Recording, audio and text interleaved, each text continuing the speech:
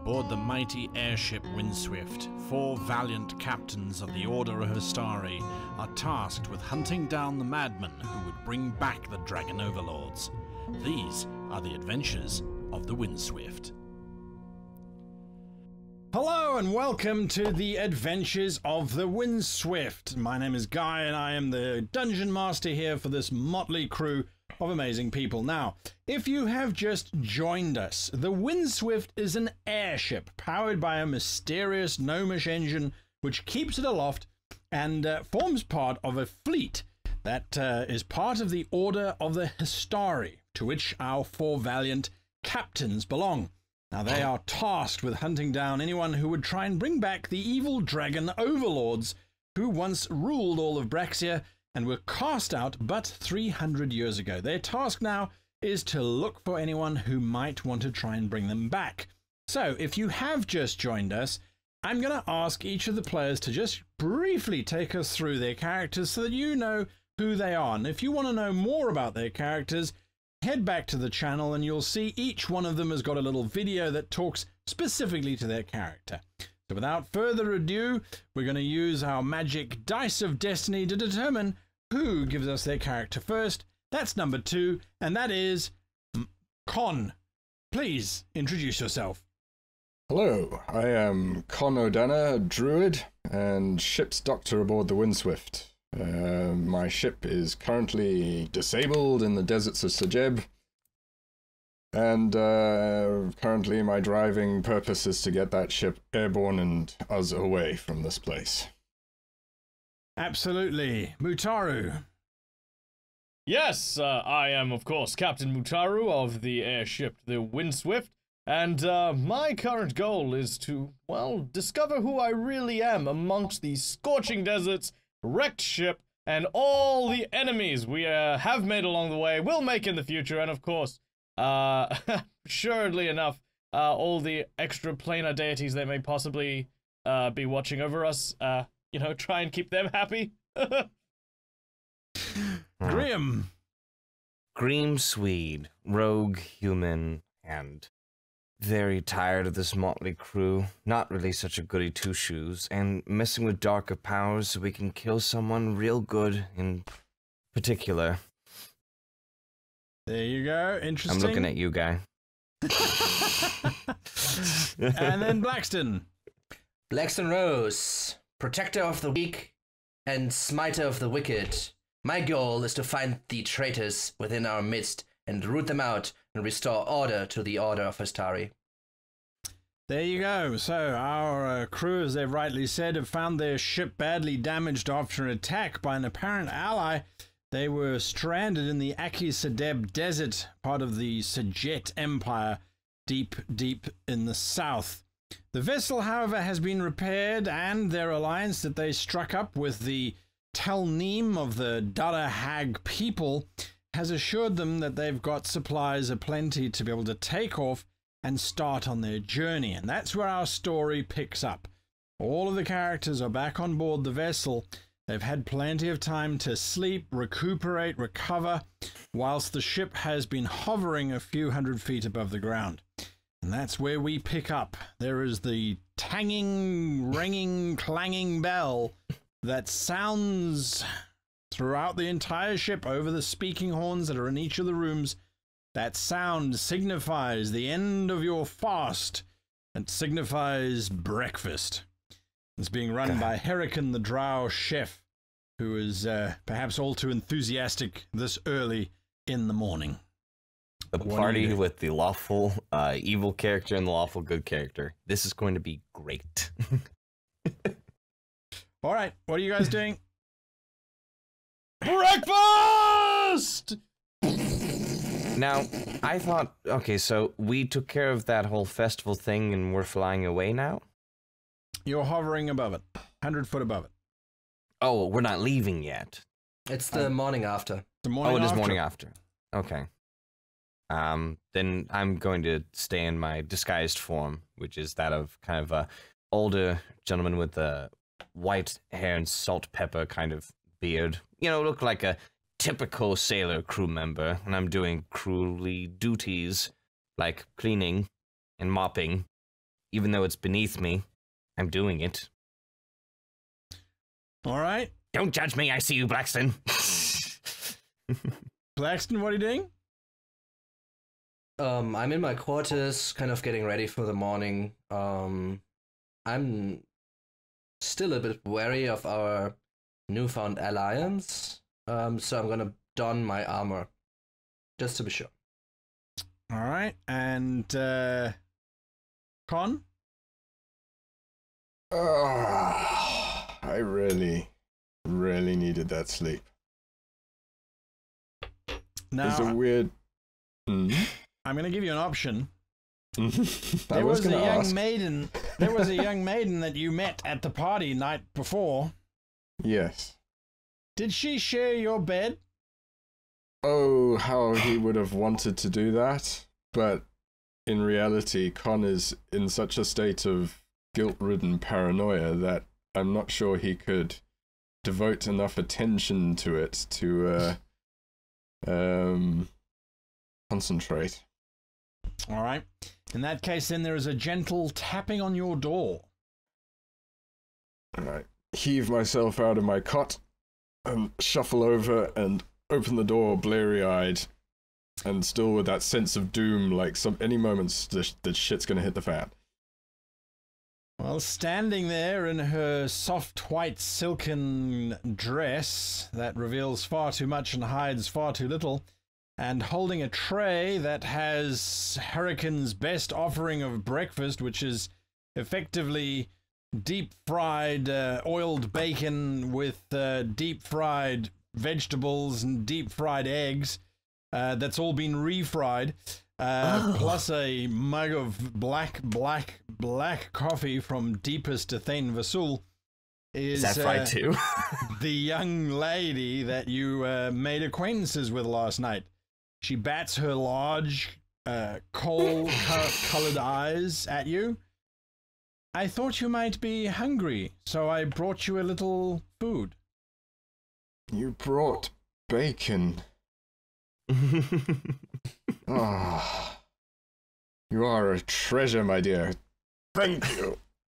I take the tray off her And then shut the door. and sort of, turn back into my quarters, but, I leave the door, I don't shut the door. So put the tray down. All right. Perfect.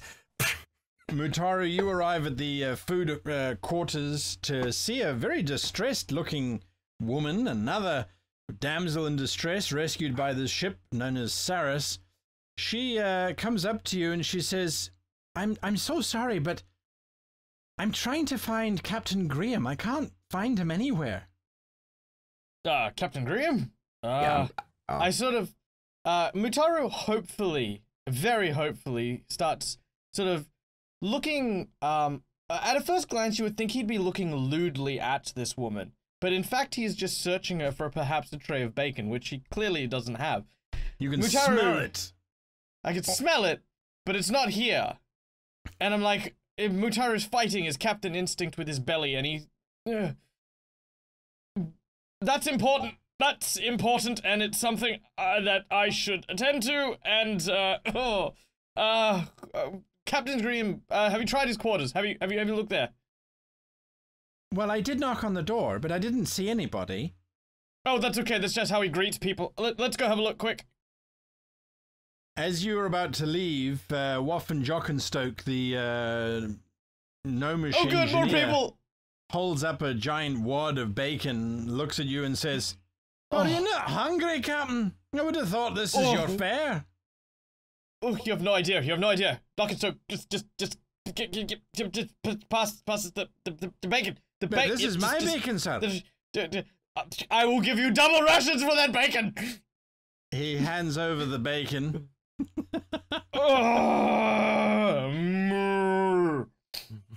Okay, let's go. All right. Graham, what are you doing? Do I possibly hear this Oh, you potential hear it. mess? Everybody hears it. It's Mutaru. Great. Okay, I'm gonna try and beat them to the quarters. Oh, that's easy enough. Okay, so I'll be cleaning in front of the door, Sure. but as a older kind of man. All right. Yes, Captain Mutaru, of course. Oh, yes. Have we met? I'm Jenkins, sir. Ah, I Jenkins! clean the poop deck. You always laugh when I say poop. See, there it is. Yes, of course. How could I forget? Jenkins, I would hug you if I weren't repulsed by you. Tell me, have you seen Captain Graham? Oh, I did, sir. Please, keep your voice down. He's trying to rest in his quarters. He's not doing so well, you see. Hit the ale too hard last night, did he? I do not know, but he does wish to be left alone. He's told me very, swiftly that he will do terrible, nasty things to me if I try to let anyone inside. So I thought I'd give you a heads up. Oh, well, that's okay. That sounds very, very much like him. But yeah. Have you had breakfast, sir? Well, I've had a nibble, but I will be back to it one moment. If he's still in there, then Graham, there's bacon and women. Oh wow, he must be sick. Okay, well, when he gets out, tell him to come see us. Yeah. Of course, sir. Oh, and this is for you, Jenkins. I sort of give him like half of the bacon that I was eating and put it in his pocket like a tip. Thank you. And just, you're welcome. Don't spend it all in one place. We pay people terribly. As he leaves, I'm like, that insidious cow. I'm so done with his antics. Blackson, what are you doing? Finishing the last straps on the armor, kind of standing up and getting my breakfast, which will just be, I guess, deep fried bread and some water. Deep fried. It is a few moments before everybody is rudely interrupted again. Interrupted in this way. Lieutenant Jasani Tai, the efficient first officer, manages to somehow almost simultaneously knock on all four doors to ask everyone to report to the map room, as she has some rather urgent business she needs to discuss with the captain. I have been shoveling my breakfast into my mouth at this stage, trying to make small talk with the gorgeous woman about the fascinating party the night before, when this happens. All right. Mutaru goes over to one of the speaker horns and sort of uncorks it. Young lad, boy, answer me, damn it. Yes, sir. Excellent. How are you feeling, boy? I'm fine, thank you, sir. And excellent. you 2 trays feeling? of bacon up to the map room. As soon as you can. right away, sir. Thank you.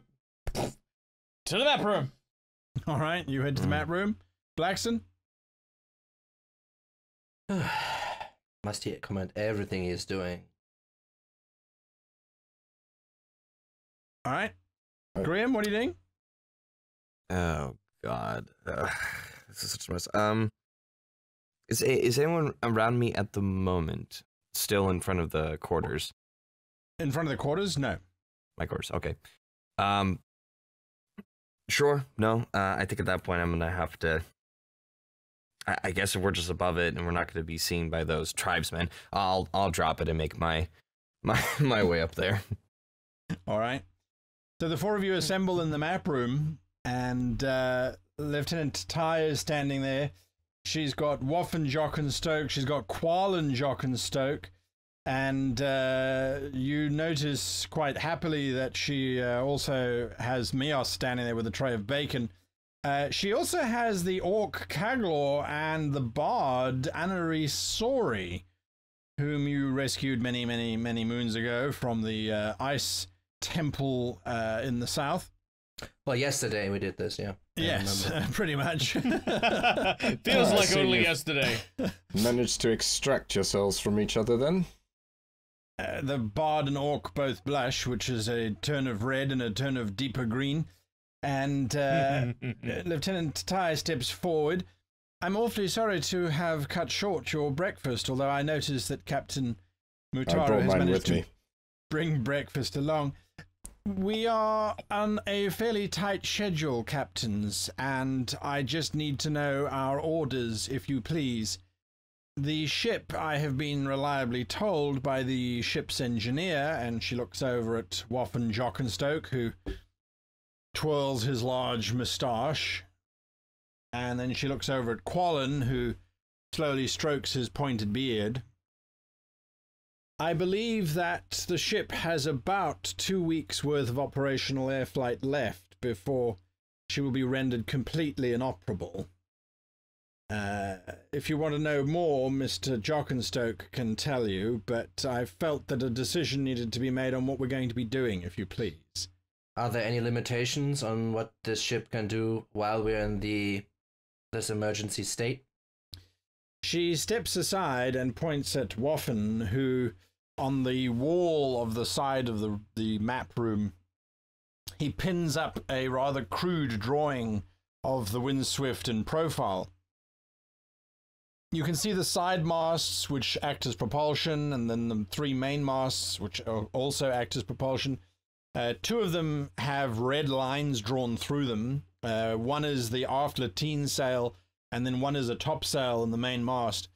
And then the keel itself, which runs across the bottom of the ship, there is a large red coloration that runs almost the entire length. He steps forward. Thank you, Miss Tai, for that introduction.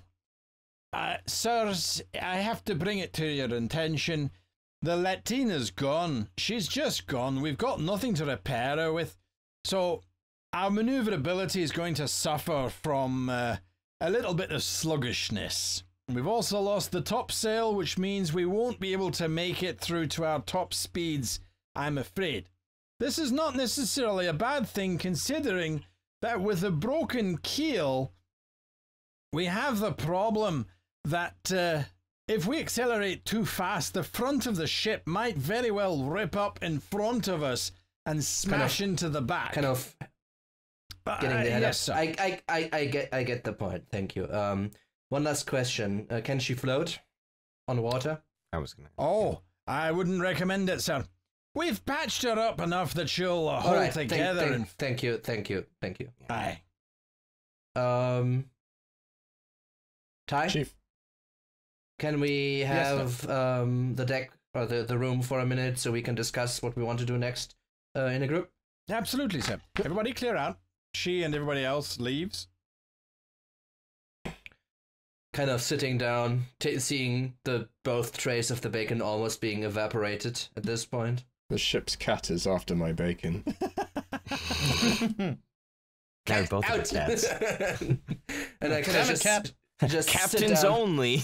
just sit down and look into the room and say, "So, chaps, what are we gonna do?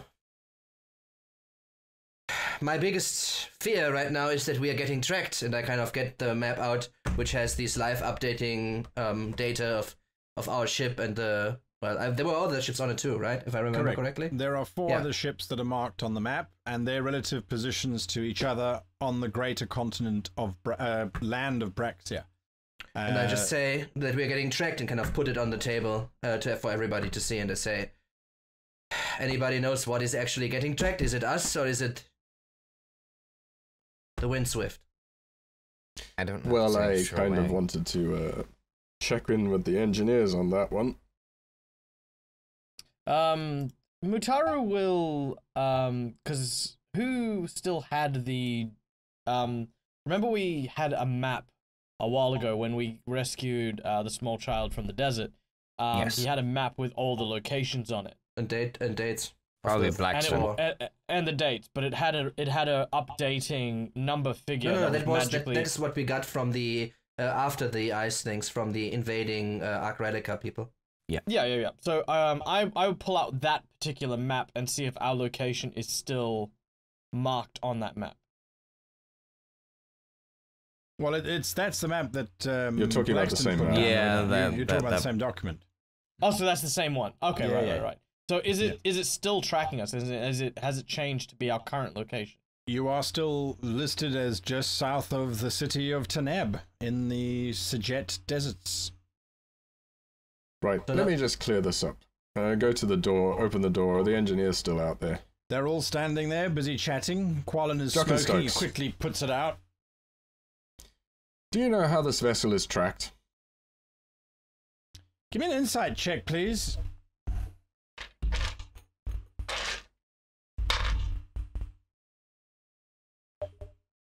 $10.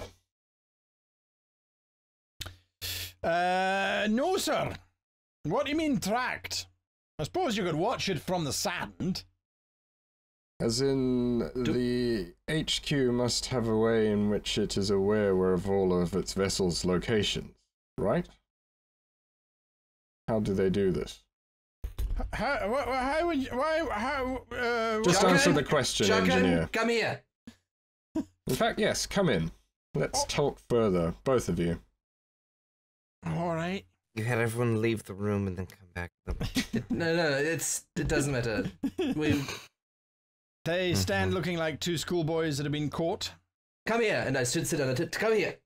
And I kind of just point my finger on the map in front of me. Oh, you shouldn't have one of those, sir. Indeed, but we did get it from the people that attacked us.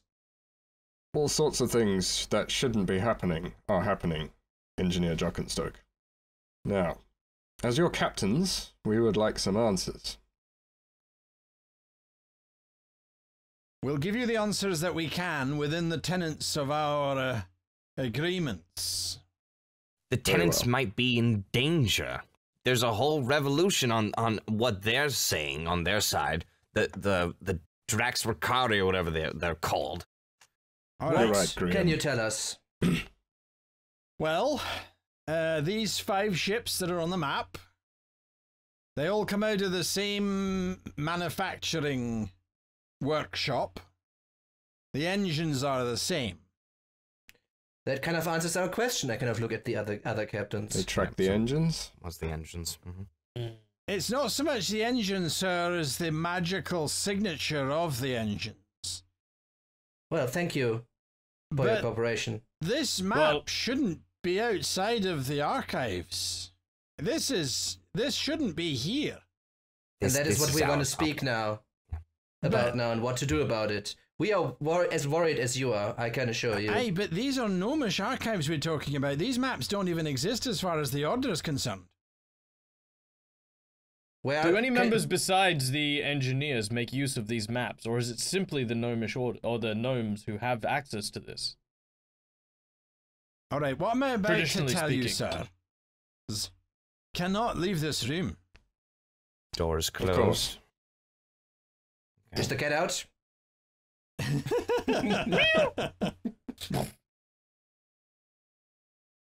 We build these engines for the Order. And when these ships go down, it's our responsibility to get the engines back. The magics involved in these craft is so advanced and so powerful that just to leave an engine festering in the middle of a swamp or wherever the ship crashed would be irresponsible on our behalf. Right. So these where are maps these archives? were created. Now, the archives... Well, the archives are kept in a secret location by members of our order, of our section, Section 5. Right. So whom do you trust in Section 5? Whom can we talk to? Well, the leader of Section 5 has been in charge for nearly 5 years. She's probably the most gifted engineer that's still alive. I'm not talking about gifted engineering. I'm talking about a person you trust in Section 5. Oh, no, that's a person I trust, sir. If they haven't blown themselves up in 5 years, then that's someone that you can put your faith in for at least another 6 months. And who is this woman?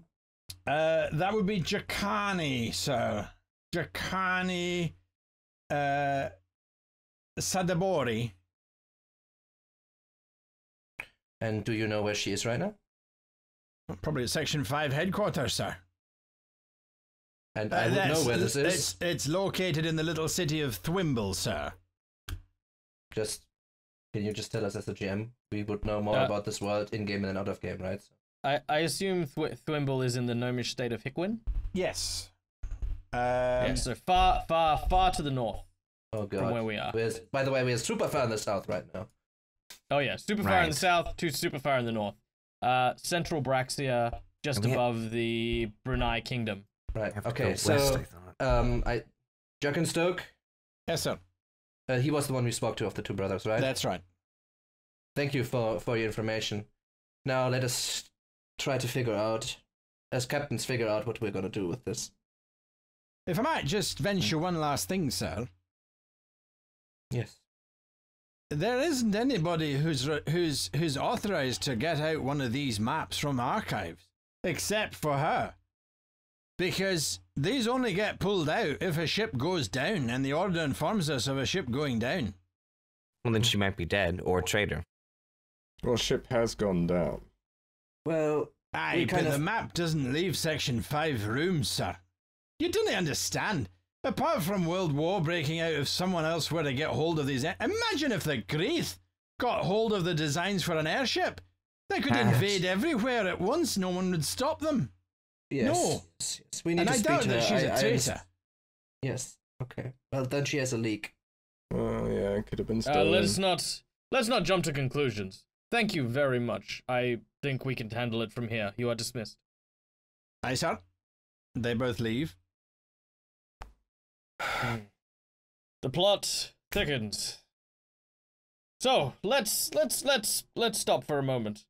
We suspect that perhaps our own Order of the Hastari potentially has some means or allegiance with those who would work against the very thing our order stands for.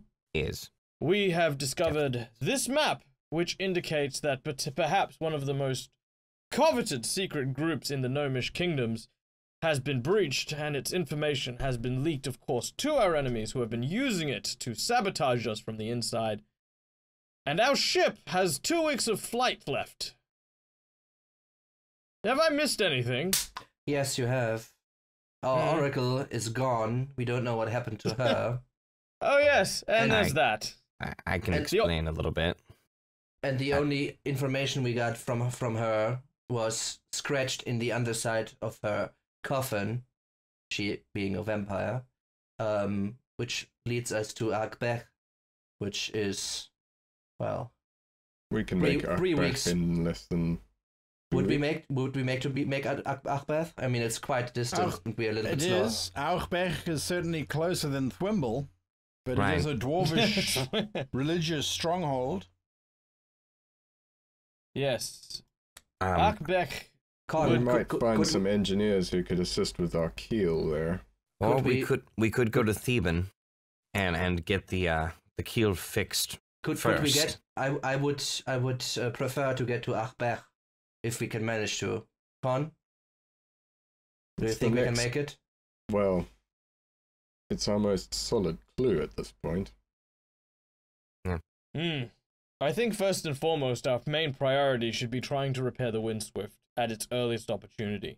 Within 2 weeks' travel, we should choose our destination carefully and try not to use the full 2 weeks wastefully. Would it be plausible to expect there to be engineers at Akbech who could assist in repairs? It's a dwarvish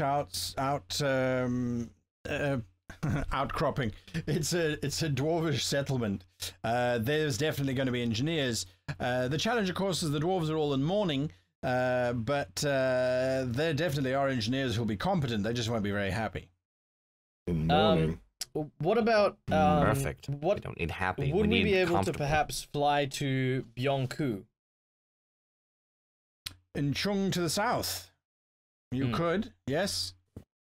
Byongku is halfway between here and Akbech, and has probably a large enough city that we would be able to find some reasonable amounts of engineers and repairmen that might be able to at least get us the further distance. The other thing that we could try to do is search our superior and speak with him about everything that has happened.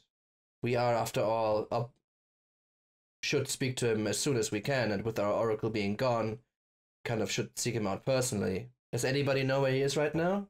But again, we can't really do that until our ship is fixed. As for he is supposed to be somewhere in the Sajet Desert.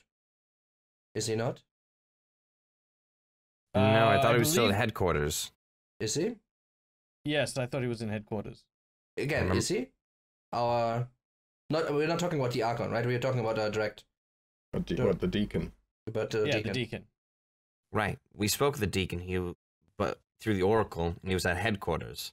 Was And he? that's more than I don't 2 remember. weeks. Like, I honestly don't remember. I'm pretty sure he's at headquarters. Remember we were talking. I think through the local option is, instead of, if we couldn't make it all the way home, that we go to the local office and speak to the head of the local office. Right. Which was in Takatumen.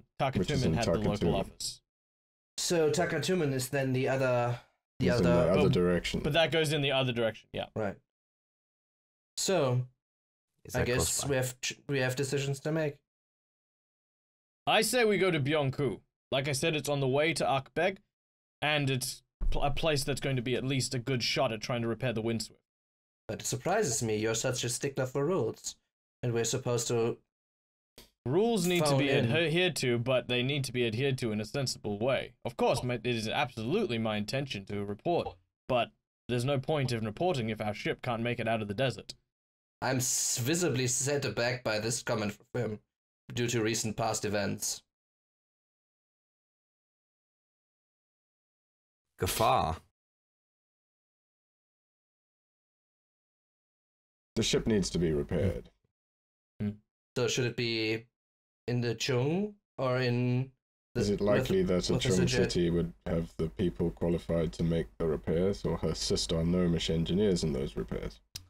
The Chung have the rather onerous title of building the largest ships in all of Braxia. And the only downside is that those ships are also the slowest and frequently sink because although the Chung might build them big and strong, they tend to overload them with even more items than they should. So they will have the capacity to repair a broken keel on a small vessel like the Windswift. That's not a problem. Dealing with the Chung people, well, you've got Mutaru, who is Chung himself, so that shouldn't be a problem. So then we have 2 options before us. We continue on our way following the clue path to Achbech, or we go by the book and go to Takatumen and speak to the HQ. We don't know if our deacon or the local contact we have here is even loyal to the order. I think we should stay low. And The I Chung am, might be a good option. And I am still worried about what happened and why Achbech was the clue. That is where I want to go, but we are a team. I agree that contacting any of the orders at this stage is problematic. We could send some of our people there. We still have a catamaran down below with a very, very willing trader to help us. I don't know. I feel like that man would still sell his mother to a bunch of snakes for their oil. I think Am he I can saying be that right? trusted as long as He is getting paid. the problem is it can be distracted along the way. Right.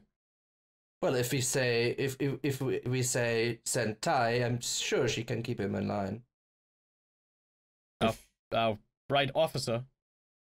I Yes. fear we are on the tail of something that is unfolding, and if we fall too far behind, we will be lost. We should Right. pursue the clue. Right. So do we want to send somebody to Takatumen to speak on our behalf? Do you mean like How one will of we us, or like? communicate with any of them? Sorry, feigning my ignorance here. In 5th Ed, is there a spell or ability that allows things to work like message, like to travel fast distances? That's a high level spell. Is it At Like those third, distances, yeah. third or fourth, I think. It's called sending. Yep. sending? Okay. What's the likelihood of finding a spellcaster capable of using sending in a town or city. Or is it Go even to allowed Theban. here because of the oracles kind of doing this job? Yeah.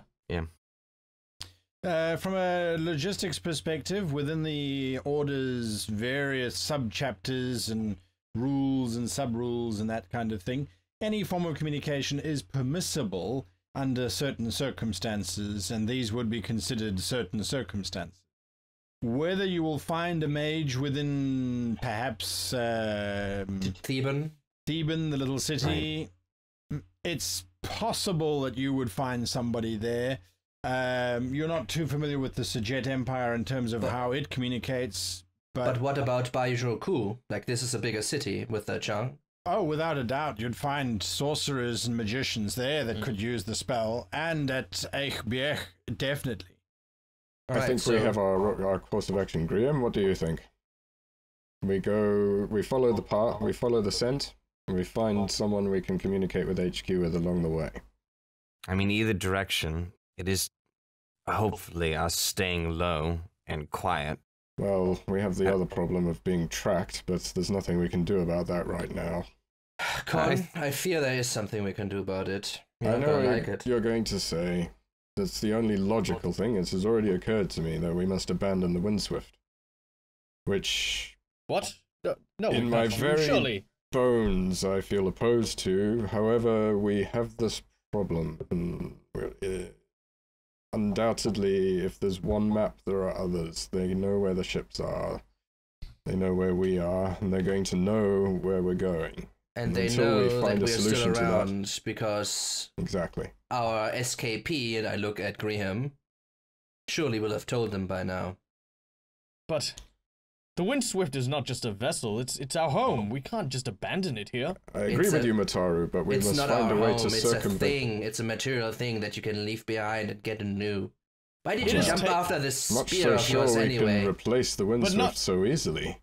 Exactly. Not every object in the world can scale the heights that this ship has done, or carried us through Now- the things we've been through. At least, we cannot replace the Windswift without going back to HQ, which is Now, something we're now. not going to be doing at this point.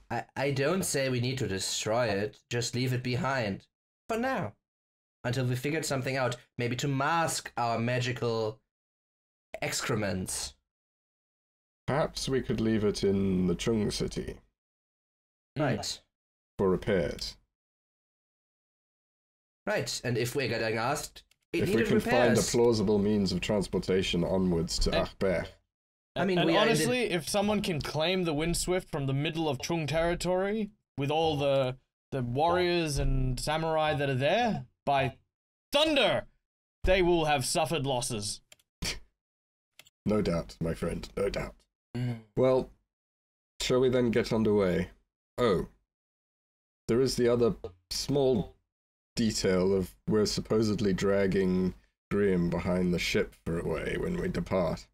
I can hide myself so they would think that I am gone. We have a puppet prepared as a decoy. Oh, good. We'll just throw it Well, overboard when we leave. I still cannot be like seen on the ship, so I'll Yes, keep please. And also, and I look at Con.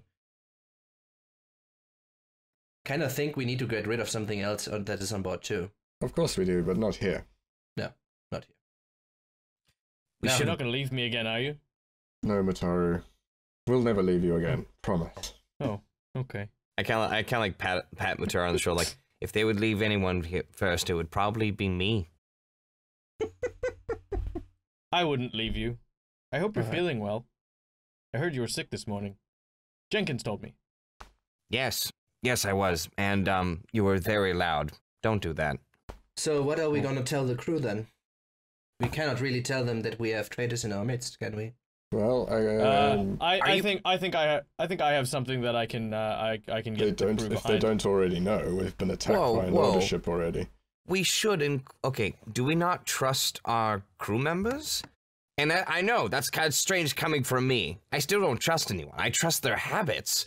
Their habits can lead to us to at least assume that they are loyal to the Hastari, at least to us as the captains. We have to. Otherwise, assume they're going to that be left in the dark. Well, I'm sure since we were attacked by the anchors most recently, I believe, Yes, the Incas. they must have some inkling that something is up with the orders. And I guess we can't discount the real possibility that at least one of them might be a traitor. But we have need to be able cautious. to function together. I think I have a solution for this. If we want to tell the crew that where we're heading without necessarily dropping the beans, why don't we have R&R? I feel like the crew has long since deserved it, and that can simply be our port of call. We will drop anchor. The party city. We can't take them to Achbech if we leave the ship behind. Biancu. They're gonna have Biancu. R&R in Biancu while the ship's under repair. Leave them with the Chung in care of our ship. I can get behind that. Whoa. Leave them with the chunk? Can they handle themselves with your people? With They're Chunk? big and fluffy. What Well, will they do? Funny thing you mention. It's actually the perfect season to go and visit because it is the season of the golden cherries. It's a time of year that there's all celebration, and the Chung come out in droves to celebrate all manner of Chung culture, and they love nothing more than to share it with people. They'll fit right in, so long as they don't accept any kind of bout with the nobility. They kind of get a bit sideways about that, you know. I feel like we're only delaying the inevitable, but if that's what you three want, then sure. All right. Who's going to tell the crew? Well, I get the first mate back in. We should get the ecstatic one to do it. Properly. Right. Get the crew ready to bring the ship about and underway for Biancu. Biancu. Biancu, sir. That's correct. Very good, sir. I shall We will inform make them at once. repairs there. It is conveniently located for the next step in our inquiries into the recent attacks on this vessel that have so endangered our crew. Very good, sirs. If you hear some shouting in a few moments, please pay it no attention whatsoever. I assure you everything will be underway and ready for your departure as soon as you give the order. Oh, I believe there's the little case of the set piece that Captain Blackstone has arranged. That is ready for your usage as well, sirs. Right. Then let's say our goodbyes and be on our ways. Yes, let's do this. She leaves, and you hear that she has basically closed the door behind her, and obviously I would Jock and follow her Stoken. out. I Oh, would you follow her her out. All right. I would follow her I'll- out. I want to get to the Darahak and actually say my goodbyes. Yeah. All right, that's not a I'll- problem. So you're I'll going stand to in. Darahug to say your goodbyes. Mutari, you are? Same. Doing the same thing, 'cause Graham? I'm staying here. I'm gonna wait till they all leave. All right. Con? I'm going to inspect the preparations for the dragging, as well as supervise preparations to get underway, and sort of do a supervisory wander of the ship, which will culminate with me at the helm. Gotcha. All right. So the two of you arrive at the Talneem, and there's greetings. He has his broad smile upon his swarthy features. His translator steps forward and says, "Honorable ally, we welcome you once again to the sands of the desert. Are you prepared to enact the retribution upon your violent crew member?" Yes, we are. Have you found the snake? "We have indeed found the woman, and her tongue has been removed." He clicks his fingers, and Heshtal is dragged forward. You can see she's been beaten quite badly, and that she doesn't look like she did when she first arrived. Her hair color's changed, her eyes is slightly a different tone, though it's difficult to tell underneath all the damage and the bruising. "She was attempting to pose as one of our women. As you can see, she is nowhere near beautiful enough to be persuasive enough to be considered to be Darahag." I nod and say, very well. You have your raids to plan, and we have our own issues to tackle. That's right. Kos will be burning by the sunset. Right. Mutaro will step forward and take a really close look at the woman that they're presenting. Mostly, I want to kind of confirm that they're not they haven't just bludgeoned some poor innocent woman and are posing her as what they're saying. All right, give me a medicine check, if you please. Mutaru and medicine. Never really thought of that. Well, +0. Ooh, 19. All right. No, this is definitely definitely a woman, definitely someone who has received tremendous physical violence and has actually been restored or healed up to a certain degree with magical healing and then beaten again. And her tongue it was not cut out, it was pulled out. There is damage to her lower throat and scarification there from where the healing magic was used to prevent it from causing her permanent death. I pull off my gauntlet, pull it Good to the thing side, Con's not there. get a small dagger out and cut my hand and pull it out to Talneem and say, then this is the time to say our goodbyes until we meet again. He does exactly the same action and slaps his hand into yours firmly. There is that slight squelch and the warm blood mingles on the palms before he pulls it back, and then he does the Sajet greeting of running his hands over his ears and then across his heart. And I do my family greeting that I'm accustomed to. As So a many friend of the diseases. Darahag, you are welcome here at any time. If you need help, you must merely ask it.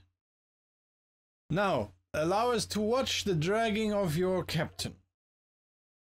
All right. I whistle. You're not Alright. going to come back aboard before this happens. There is a very convincing body which sails over the back of the Windswift.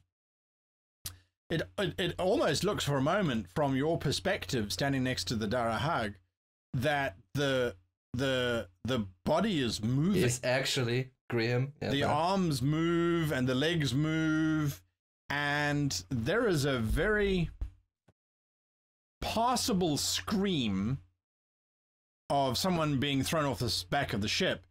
The two of you realize there is no ways that Graham would ever scream that high-pitched. It's a woman's scream as well. And from the upper railings, you see the woman Saras come running up and try and pull on the rope to pull the body back up, begging for mercy for this poor man who does not deserve to be thrown overboard in such a manner. You see Lieutenant Ty step up behind her with Hurricane, the drow cook, and they have to physically drag her back from the railing with her screaming and thumping on deck and begging for the life of Graham, because no one deserves that kind of death. I'm gonna go find her. Deploy the sails. The sails drop down and the ship starts to move, and the corpse that gets dragged behind literally starts to break up with bits of flesh peeling off of it. Suddenly one of the fake sacks of blood that was put into this dummy by your crew bursts open. There's this spray of red mist behind the ship as the body bounces over a sand dune.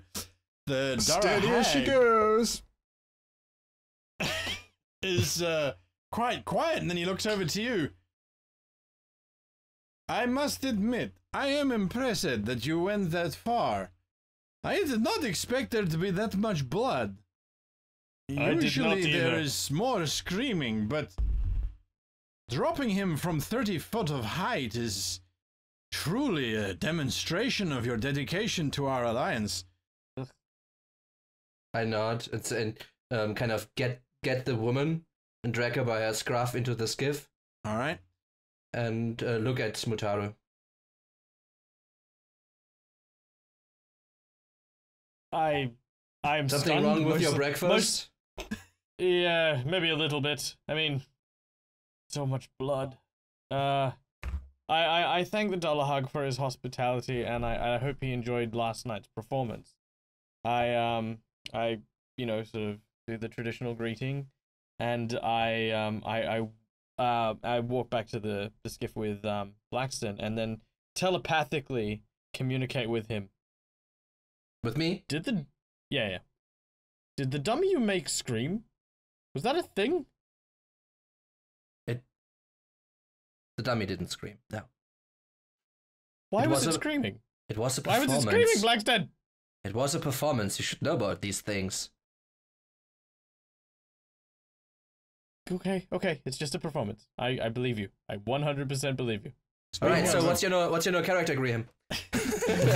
Well, funny enough, I actually am a paladin and a warlock multi-class, so it's like, two sides of a coin. Speaking of performance, Graham, you are watching this young woman. She is absolutely fighting Hurricane and Ty tooth and nail to get to the rope, completely shattered over this barbaric murder of this man.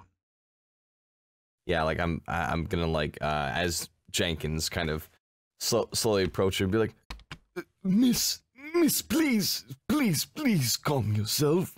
Are you crazy? They just threw that poor innocent man over the back of the ship. They're all murderers. You're all disgusting murderers. No, like at one point, just almost kind of try to forcibly like grab her head and just quietly whisper in her ear, just, "It's me. Be quiet. Come with me." Come with me. And you'll see. For a moment, she calms down. And then you can see this fire flare up in her eyes. What is your armor class without dexterity? Oh my god, forget it. All right, I'm You're taking it in the face. I'll take it. I'm gonna cast Charm Person though. Forget this. She's gonna freak out. But yeah, my armor class without it is or should we say without the actual armor benefit. So without the armor benefit, because what it would be. So it's 10, right? So 10 yeah, plus 10 is base. All right. So that would be 13, 14, right? Yeah. 14, yep. All right, that's fine. She lashes out with her foot and catches you a cropper right in the groin area for a total of 3 damage. I'll take it, and I'm gonna throw it at cast Charm Person. It's wisdom, right? Yeah, she failed her wisdom save completely. Doesn't matter what number it is unless it's above 4. She completely failed. She is charmed, so she will become a lot more amiable towards you. She quietens down.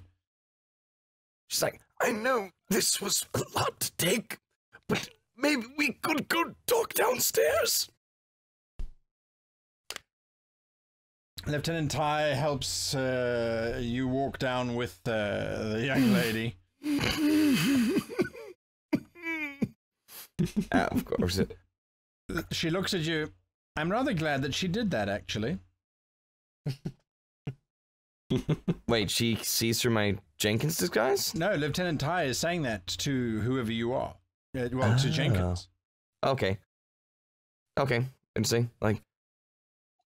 Miss, that is very hurtful. Well, I don't know who you are. One second.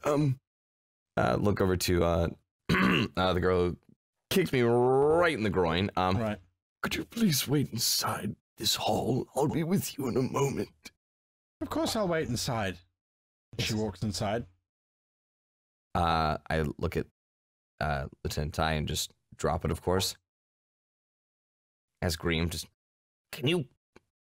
I had to calm her down somehow. You weren't doing a good job with her screaming everywhere. I see, sir. I'm gonna be feeling that tomorrow. She can't mask the fact that she still is pleased that you got kicked. Very good, sir. I was not aware that you were capable of such a remarkable disguise. I hate being nice. I'll be careful not to kick the next old man I see wandering around my ship. It'll be the last old man that you kick on the ship. Right in the cowbells. Yeah. So the skiff docks with the Windswift, and the 3 of you come on board with the well, the 2 of you plus her come on board. All right. I hand her. I'll hand her Do to. I see them? I'm at the helm. Would I see them? You come see aboard? them dock. Absolutely. Good. What has been done to her? Blackston. She has been tortured. Not by me. I graphically describe what was what I figured out with my medicine check. I don't need to. I'm a doctor. I can see this is barbaric. Even for someone were an enemy. It was not us, Con. It was neither Mutaro nor I. Let's put her into the brig, and we have a place to be. I will take care of her.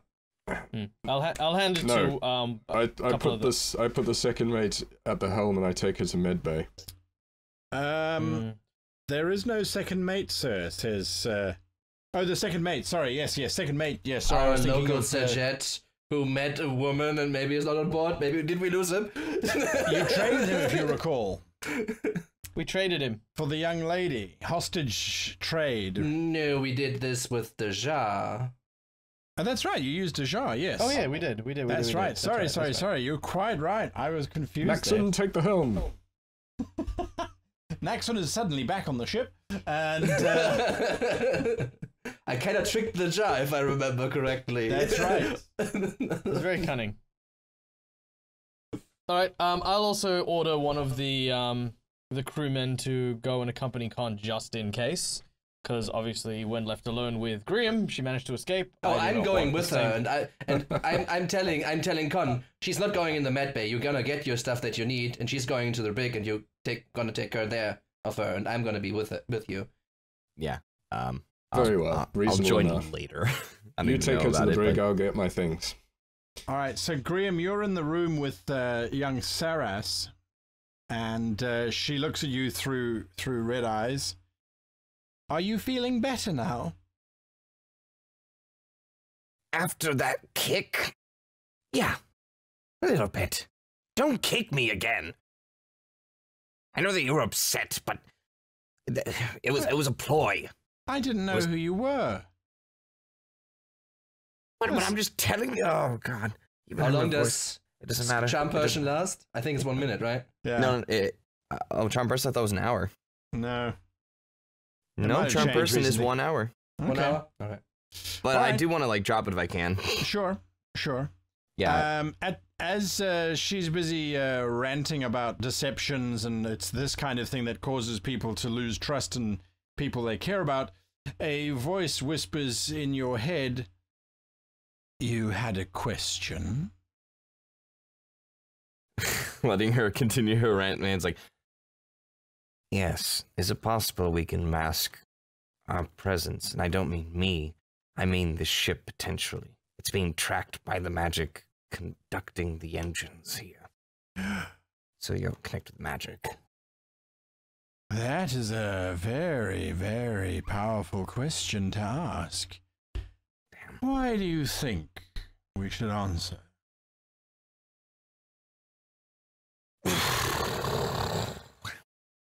I don't know. So that way we don't die. We don't have assassins following our every movement. So that way we don't have someone get the jump on us. You do have a point there, I suppose. It's in our self-interest, isn't it? Yes. You can't mask the signature. But you can. And this is the best part. You can turn it off. Really? How is this done? We're not gnomes. Don't ask us those kind of mechanical questions. Damn it. Even ethereal spirits from beyond don't know.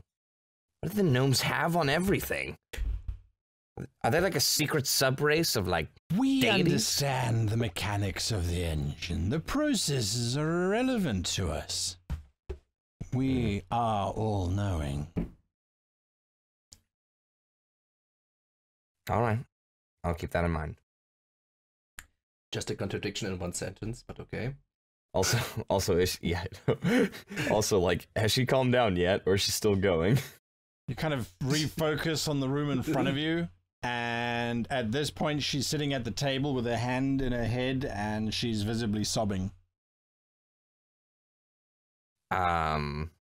Stop that. But I thought that you were dead. I thought that your crewmates had executed you. Well, there's no point in crying for me. I'm a disgusting creature, please. You're still Just- a creature. Oh, just come on. It's like you're crying for a naked mole rat. No one cares for those, please. Someone does. Other naked mole rats might. Look, I'm alive. Yay. I suppose you are right there. She starts to wipe her tears away. Thank you for cheering me up, I suppose. I don't do that often, no. So I don't know what I'm doing in that regards. But Oh, we had to do this. And it was to get us away, and that way they didn't actually have to throw me overboard. So in the end, it's a win-win. I guess apologies for the momentary heartbreak.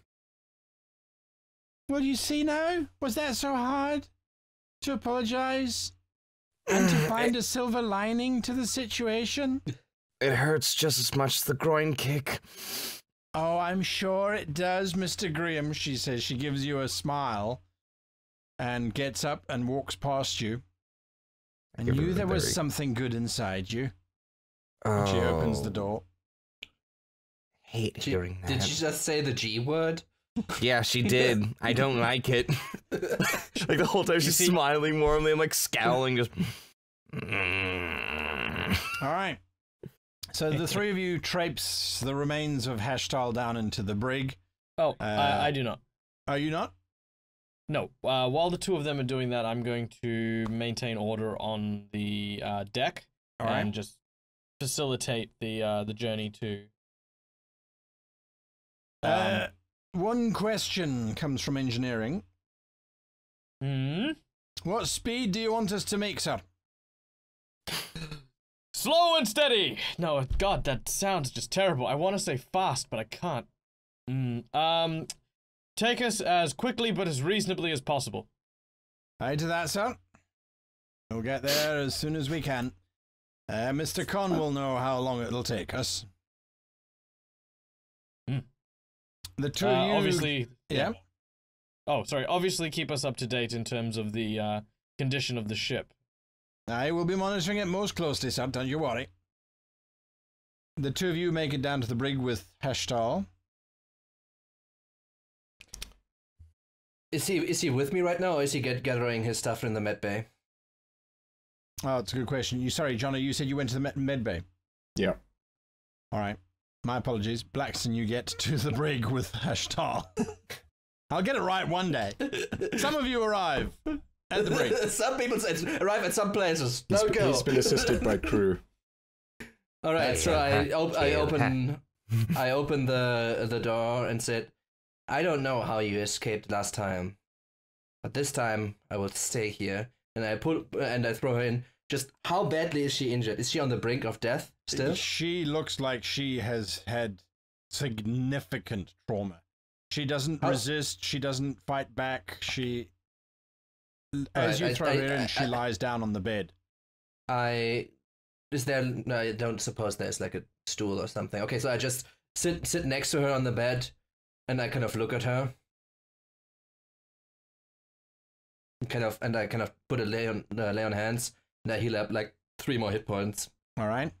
She visibly relaxes a little bit as a lot of the pain subsides, but she rolls onto her side looking at the wall away from you and doesn't move. Now, this all could have been avoided if you just stayed here and answered our question. Now, that might be a little bit more tough now. Can you write? She holds up one hand, which you can see the fingers have been broken. It's bloody. Do you have the ability to write? Not necessarily right now, but in general the knowledge. She nods, very slowly. All right. In a few minutes, my friend will come here and he will take care of you. Make your pain subside a little bit. He is good at what he does.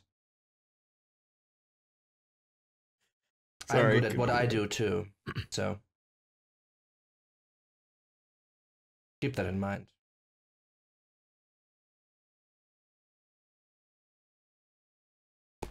And I heal her for another 2 hit points. All right. Most And then just wait for terrifying Con. inquisition ever. Yeah, I healed the person. I'll talk. All right, great. This is what Con, you eventually arrive with your medications and things. Yes. Yeah, and you would when you arrive, you would see that some of her wounds have been. Sorry I took so looking- long. There was an odd smell in my medical quarters. Wasn't Graham there yesterday? Hmm. I set to work, basically. I come in, put my doctor's hat on, all very doctors-like, professional and dispassionate. Get her to sit up and perform a full examination. Patch up wounds. And cast Cure Wounds on her as well. All right. She has probably been beaten For the full on- 8. Oh, Nice. nice. Plus 4 is 12. She's probably been beaten for about 10 hours, maybe a little bit more. On and off, restored, brought back from the brink by magic, restored, brought back, restored, brought back. As she's just taken beating after beating after beating. You are not convinced, however, that she ever broke. She might have, but then they carried on beating her after she did, because basically they were beating her until she was brought in front of you, from what you can gather. The damage to her tongue is going to require a significant amount of healing magic, a restoration spell of some kind, if she's ever to Regeneration, talk right? again. Her hands are just broken. They have already healed together with the restoration magic that you have done, the healing that you've done. So she should be able to write without too much of a problem. What she now needs is sleep. It does not look as if she slept for the last 48 hours.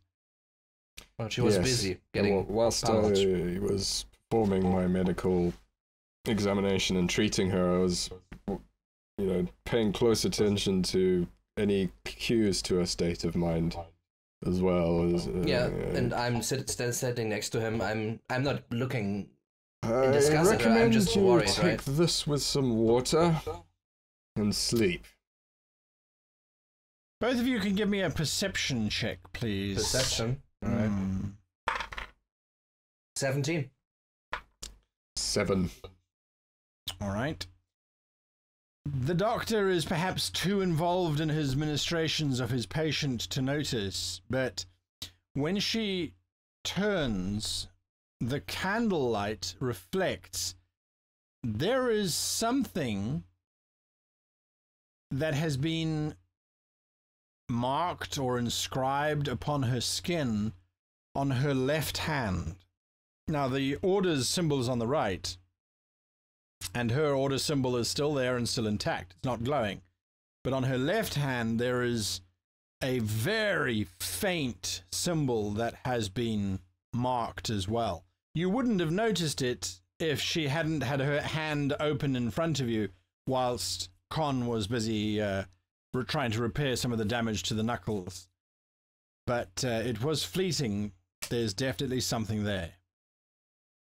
All right.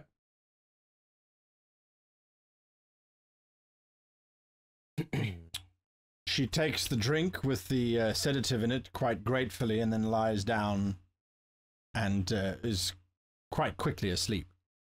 Blackstone, I recommend that you don't start questioning this one for at least a couple of days.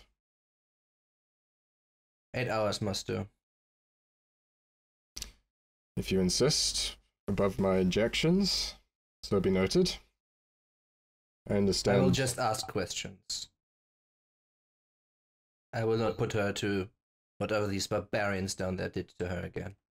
Just take it easy. I'm not saying this because I'm worried you're going to harm her so much as whether or not she will be in a mental state to provide us with useful information. Right. Time will tell, I guess, but there's something else I need to speak with you. And I kind of look at her, asleep. She seems to be completely asleep. In silence. Well, medbay is always empty. I nod, and I open the cork, I get out of the cell and kind of call a few crewmen down to keep watch over her. Absolutely, not a problem. And I tell them I'll be back in 5 to 10 minutes. Make sure that door is secure. Get an extra chain on it. And let her sleep. They nod in Tell agreement. Cook to take into account her meals that she is missing a tongue. Yeah, tell soup should be sufficient. Nothing All too right. hot. Gotcha. Mutaru, you see the landscape slowly starting to transform. As an hour passes, the desert is no longer the most obvious thing in your view, but mountain ranges which you are familiar with, the Great Kush Mountains, those that dominate the skyline from almost every Chung city. And then, after another hour, there is the great barren wastes of the Chungda Plains. The aroma which drifts up is one of dryness, sand, slightly rotting wood, and definitely roadkill. It is home. Mutaru swells with pride. In fact, he yells out, "Boy! Boy! Come and take a look at this." Mios comes running up. He has a rope tied around his waist. The rope trails off into towards the main mast. Yes, sir. Is there enough slack on the rope for me to pick him up again? Yes. Yeah, here we go. Okay, Father yeah. son moment. I pick him up and I put him on my shoulder once more, and I say, "Look, boy, Yes. what do you see?" If I open my eyes, sir? Your hair. Yes, of course, open your eyes. He opens his eyes. His grip on you tightens. It looks like scrubland, sir?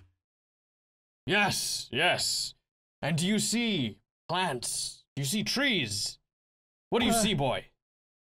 I don't see any trees, sir. Well, maybe there are some trees over there, but I sort of pick him up and put him in front of me, and I look at him straight in the face, big cow face. Exactly, boy. Do you see, in a land such as this, a man as mighty as Mutaru was born from this very soil. Anywhere, you see, boy, that is where heroes come from, because it is not the dirt at your feet, but the dirt in your heart that grows and blooms the mightiest heroes. yes, sir. Good. Always remember this. Remember this scene, boy. Burn it into your memory. And remember to always water that blossoming heroism within you. Now back about your duties and take off that silly rope. Yes, sir, he says, and scurries away from the edge of the ship before undoing the rope. Okay, Mufasa. Everything you see, everything the light touches. Yes. We don't get that. Welcome to Chungdai. This is where the light doesn't touch. Is it where the light doesn't shine? Yes. Okay. Everywhere the dirt grows is where I am from. All right. The planes skull underneath you and change every now and again. Sometimes there's a large, dark forest of pine trees, which almost in exact opposition to the rest of the barren wastes stands tall and proud. And then you start passing a little village here, a little village there. The pointed, heavily tiled rooftops of the structures starts to stab out of the brown earth and make their way slowly towards you as you sail over them. Yes, Con? Before we hit any more populous areas, we dispose of our cargo, probably over the mountains, to be fair. You just dump the bodies out? Yeah, say a few words. To the gods, look favorably upon these unfortunate souls who died in the pursuit of the duty to their people. Before kicking them off the edge on a blanket. Just make sure that they're not cold. Oh, man. You guys scream as they fall down. Not again! So yes, you dispose of the two bodies and watch as they plummet down into the mountains where they land and explode into bits and pieces. Oh, good, good. Look, there are wolves, and they're taking away the bodies. Ah, well, cycle of life. Yep. And with them goes a certain section of the weight sitting on Con's shoulders. Not all of it, but a bit of it. There you go. That is only the first. You're learning. This is great. All right. I'm gonna pretend saw you what didn't you say did. that, Graham. The sun is starting to set over Chung, and you can see in front of you this mega sprawl of lights flickering down below. This must be the Grand City. Although, Have I... How long does this take to get there, and have I had the time to speak with Gun in private? yes, sorry, you can have your conversation now quickly. All right. So while we are just the two of us, I kind of get something out of my pouch of mine and kind of put it in Con's hand and say, "There's something I didn't tell you guys yet. Something that happened in at the Gemspire." I look down into my hand with a growing sense of dread. It's a pouch. And open the pouch. There is an amulet within it. Does this amulet look familiar? This is why we got attacked. This looks like the Blackstone. It doesn't look like me, no. We need to destroy it. Why have you... What? Graham said a few things while you were busy, and Mutaru, besides himself, that worried me. Now, after this whole fiasco that happened, once we got back onto the ship, and we ended up, and I kind of gestured to one wall in the room, which I hope is the direction of the desert, and we ended up in the desert, and you never had really the time. It was bring this up. all rather, But there were doubts about my allegiance, at least from one captain. Well, this doesn't help your case very much. If I didn't have a better faith in you than others, I would be very deeply suspicious now, but... That is why I give it to you, and you can hide it, you can keep it safe, keep it secret, for now, until Bearing we in find mind, some... possession of this artifact is a violation of the order of the Octrelicar. We need to find someone within the Arc Relica that we can trust. And I kind of gesture towards the ground where the jail is, We clearly can't trust everybody of them. So we need to find someone we can trust and who can destroy this thing. I wish I'd known about this sooner. It really does change things rather. On the other hand, the artifact was very powerful and managed to give that sorcerer a tremendous advantage. It's a useless trinket. I trust you to not... You're leaving this in my hands now? Well, I can take it with me, but as my allegiance was questioned, I thought it might make sense to divorce myself of it. Or do you have any better ideas? But right now, I don't trust Graham. It sounded like he was in bed with this wretched drow. And Mutaru seems... I put the amulet in my safe where I store the more dangerous medicinal compounds and lock it up. We really need to find someone to talk to at HQ. We are out of our depth, and before long we could... Not only will we have the traitors to deal with, but assumedly we won't be the only ones working on this problem. We don't need the people on our side assuming that we're the enemy too. And right now we're behaving like the enemy.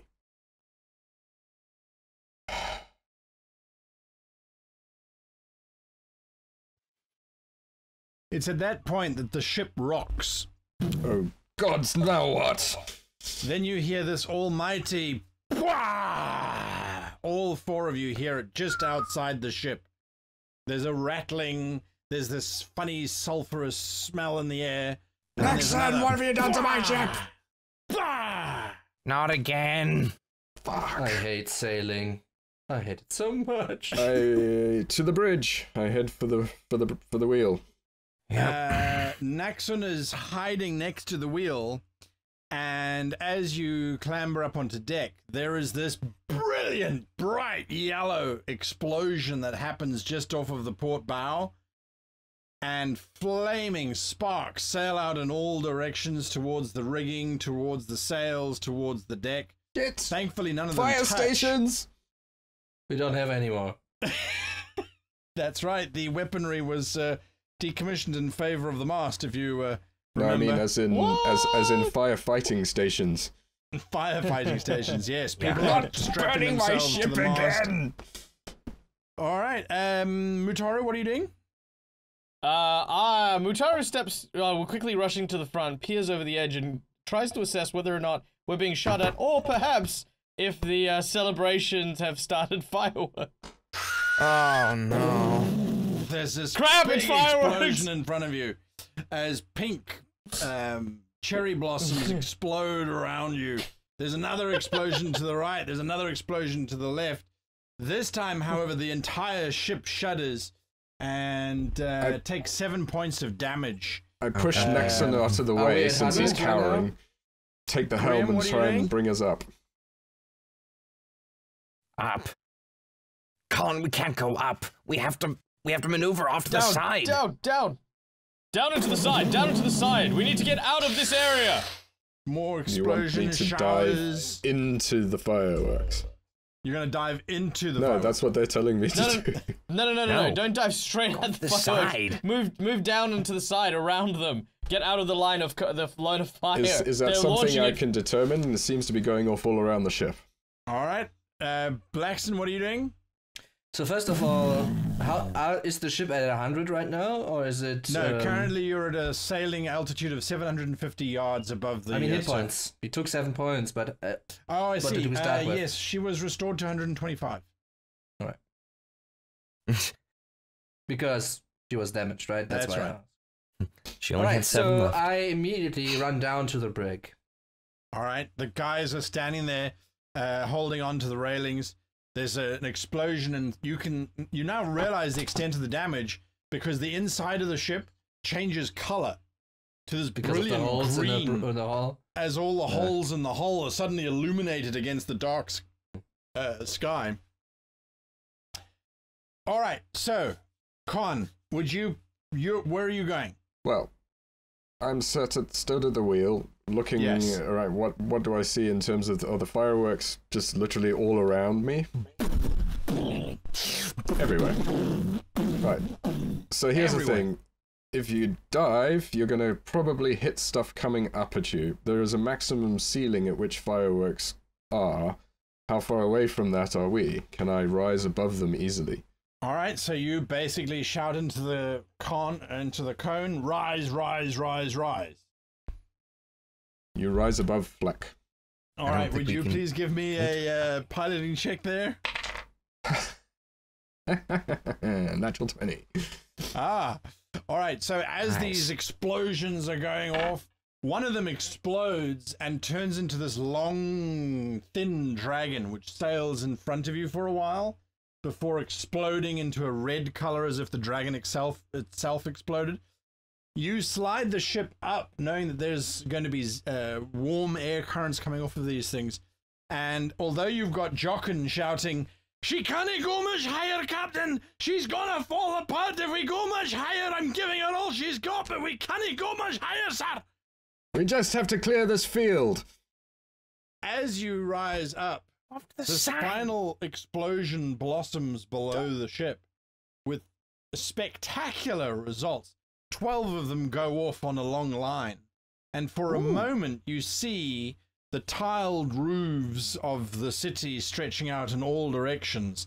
It looks as if the streets are on fire, as torches, lanterns, and parades are just everywhere. Now, as the explosions have stopped, this banging, clanging kind of music starts to make its way up on the wind, and little explosions, little rat-tat-tats of crackers going off, children laughing, people shouting. The explosions have died down, and so the ship shudders every few seconds, but otherwise it's fairly it's calming down. In front of you can see a large square.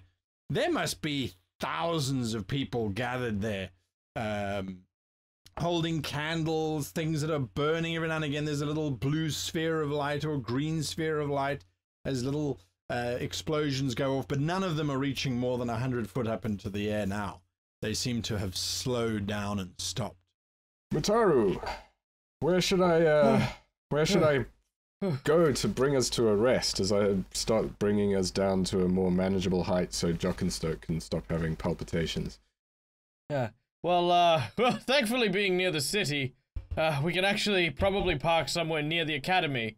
If you follow my directions thusly, there should be a large open space that we usually use for practice. That one over there? Plenty of...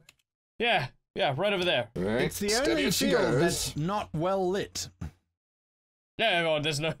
Yes, well, all the lanterns are in the center of town at the moment. That's right. But, I'm sure we'll be okay. All crew, prepare for anchoring. The ship... I move over to the anchorage. Yeah, the ship slowly descends down, and it's not too difficult now. It is dark, but every now and again there's a flash of light, and you can kind of see where you are. And without too much difficulty, the ship gets to within 10 foot above the surface. Yes, Grim? Yeah, so, like, do I look over, like, do I see, like, a bunch more Chung and more of, like, his people, like, being excited and all that stuff? Like, when you're looking down over the city, that's all there are. Every now and again, you'll see a contingent of elves from Athane Vasul sitting there looking very imperious and very bored. You'll see other humans that have gone overboard and have covered themselves in flowers and are setting each other on fire because they've used these explosions too close to one another. But mostly it's Chung.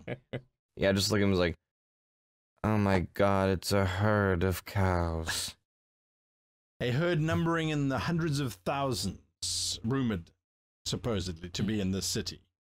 I hate today more than I usually hate most days. From next to you, a voice says, "But it was so pretty. Wasn't it pretty? I thought it was pretty." How the hell did you sneak up on me? Well, there were all the explosions and... Wait, how close is she? Like right next to me? She's about 3 foot away from you. Kick her in the balls. Revenge. I was like, I kind of like steadily like just very slowly push her another 2 feet away. Just okay.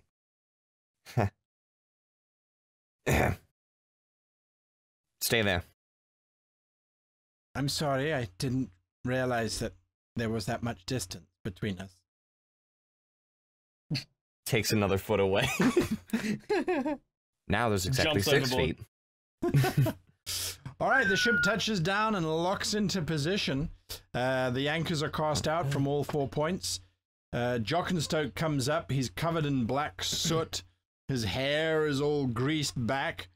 It looks like he's been on a wild ride. Jockenstoke. Can I recommend that we don't do that again?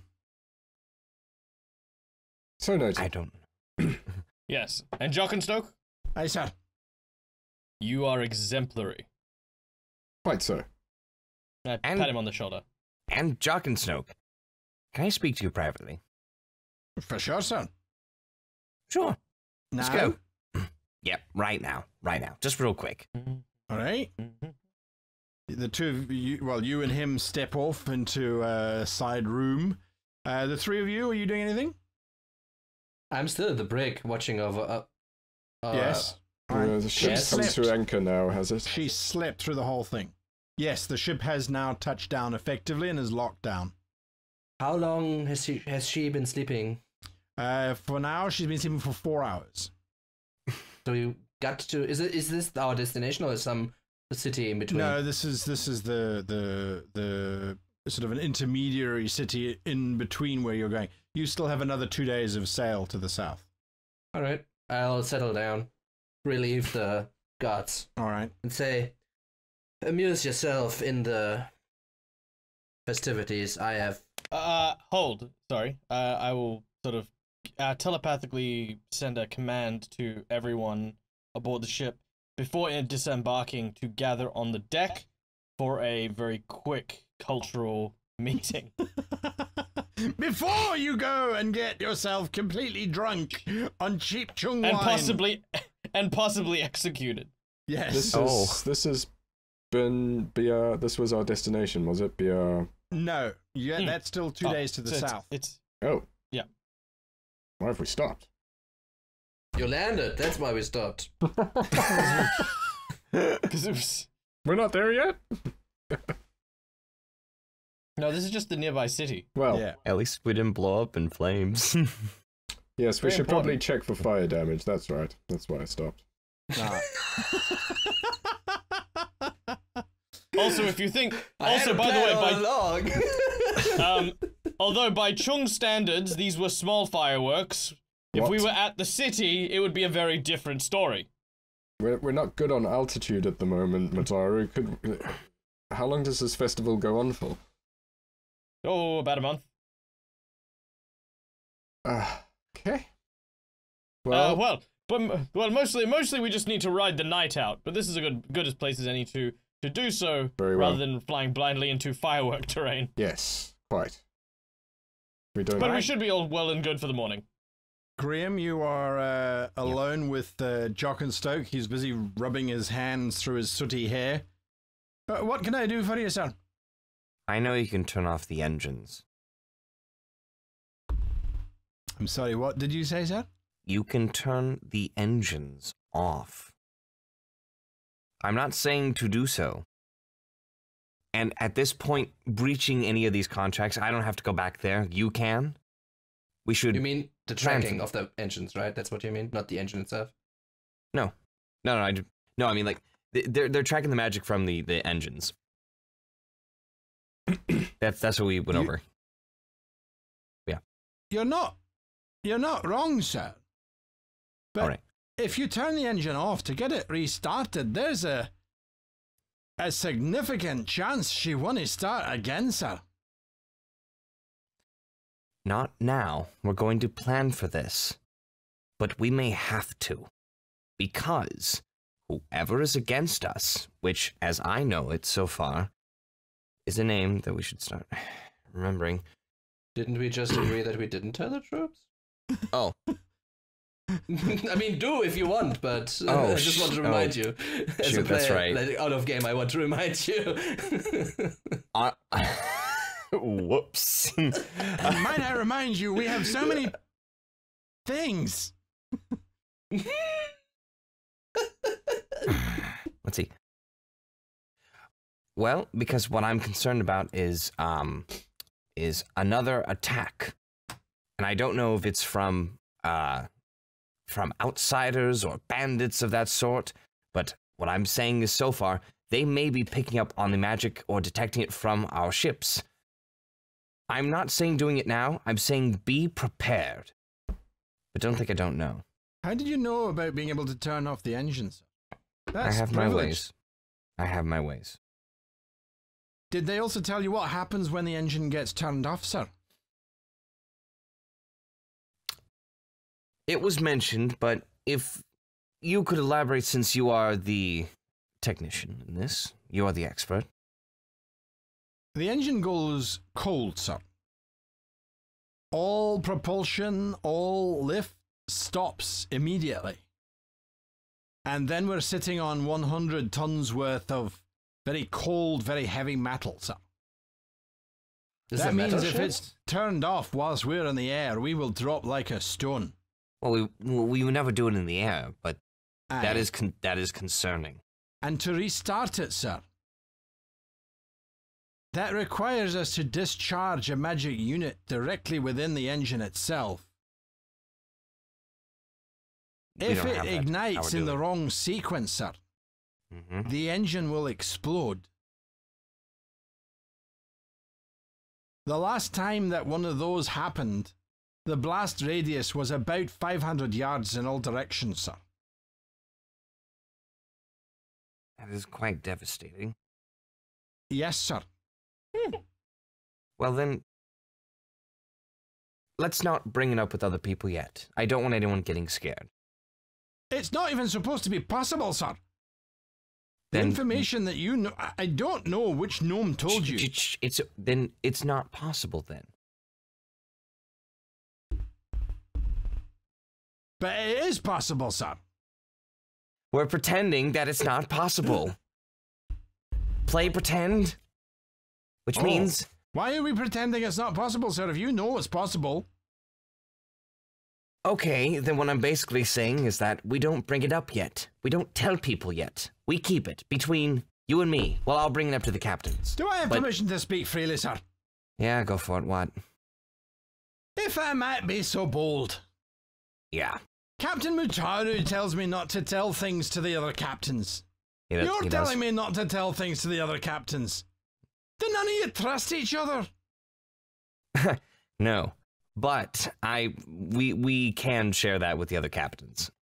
Wait. The captains are fine, not the crew. Sir, if I were to share it with the crew, Section 13 would be on my case like you cannot believe. We're not talking execution. We're talking obliteration, as in a god would not be able to bring back my remains. I'm usually faced with those odds. Well, then, exactly. Then don't tell anyone about it. We have, you and me, at the moment, have privileged knowledge that we're going to keep secret and safe, because anyone outside the order that gets information, right, it would be dangerous. Aye, absolutely. So then we keep it here. Sound good? All right. There's also another thing you should then probably know. Good point. Yes, please.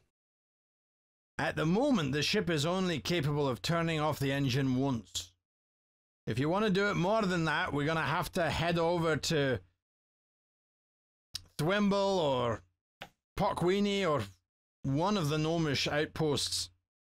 No, I think once will be more than enough. I don't know what the gnomish states are coming to these days. Tracking maps going missing from Section 5? You knowing about engines being turned on and off? It's a dangerous state the world is in right now, sir. You only know a quarter of it. And probably even not as much as that, sir. I'm not usually one for festivities. Let's Well, go get some drinks. After my day, sir, I might just join you. He, Oh no, you'll have to join others. I usually drink by myself. Oh. But please, enjoy your time. I'm not saying don't enjoy your time, but... All right, then, sir. What? With me? No. All right, That's the yes, so nature the of ship Grim. is landed. What are you guys doing? Staying guard. Waiting. All right. If you're all going to stay on the ship, that's nice and easy. We can move straight along. Yep. All right. I that's fine. probably have a few stiff drinks and go to bed early, actually. So we're not getting off the ship, right? I'm not. Because we I gotta give move on. the crew a stern admonition not to go more than a few blocks and not to get too drunk and not to jabber too much about who they work for. Absolutely. Actually, I As a matter definitely of need to fact, get off the the ship. crew don't leave apart from Hurricane. And the only reason why he's leaving is so that he can get some interesting foodstuffs to prepare for tomorrow's breakfast. Everybody else is just glad to have a night where they're not likely to get shot at or eaten. Well, that already passed. Yeah. So we got half that. But no, I actually am going to And the get off the climate ship. here is a bit more agreeable. All right, where are you But I've going? also I need to find new armor because somebody dumped mine. Aha. All right, that's I not a know. problem. Mutaru, I've still got my PSA. you got your PSA Public to service do. announcement. I do. Yes. I do. All right. I gotta tell people. All right. So do you want me to do it? Okay, I'll just do that. So Mutaru telepathically projects an image of various cattle as he's speaking about him. He says, "There is many things you need to know about the Yoshikunsu clan, but I do not have the time to teach you about them. So There's here a are the collective basics." sigh of relief. Yes. And sadly, not enough time to do it in dance either. Otherwise, I would have done so. But, you know, very impromptu. Firstly, these things here. And what appears in your image is basically what appears to be kind of like a wildebeest-shaped cattlekin, which is about the size of a halfling. These are the Nuling. The Nuling are, well, let's just say, okay to handle, but keep a hand on a pocket at all times. Lovely people, but, you know, very, very gold happy. They are fine, they're happy to deal with. I then show a picture of my handsome self. This handsome devil is a cattlekin. Cattlekin, also very happy, very pleasant, and will make up most of the Ushikunsu. Also happy to deal with. I then show a large creature, which is about, like, Mutaru is big. This thing's about twice the size of Mutaru. And it appears to be a bison wearing samurai armor. This is the Bisoni. Do not approach the Bisoni. Do not touch the Bisoni. Do not speak to the Bisoni unless the Bisoni speak to you, and in which case, bow, go to your knees, and listen to everything they say. Anything is considered an insult to them, and they will execute you on sight and have the governmental authority to do so. I then change it once more. There's The more, Yakfok. sir. Oh, yes, there's at least... Oh, no, that's it. There's just this guy. These are the Yakfolk, and the Yadfolk are the nobles.